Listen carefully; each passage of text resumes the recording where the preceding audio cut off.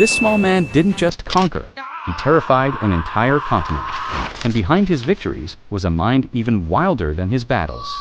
Born on a tiny island in 1769, he wasn't born into a rich family, he wasn't famous, and he definitely wasn't impressive in height. But what he lacked in size, he more than made up for with a brutal, relentless ambition.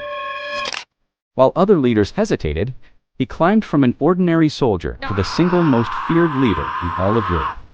On the battlefield, he was pure, calculated chaos for his enemies.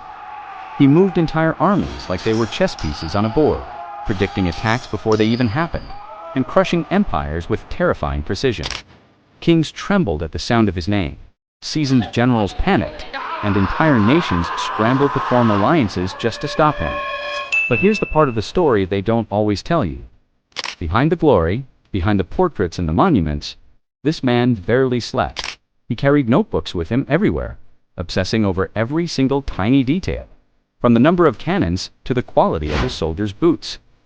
He wrote dramatic, passionate love letters, demanded absolute, unquestioning loyalty from everyone around him, and he hated being mocked, especially for his height.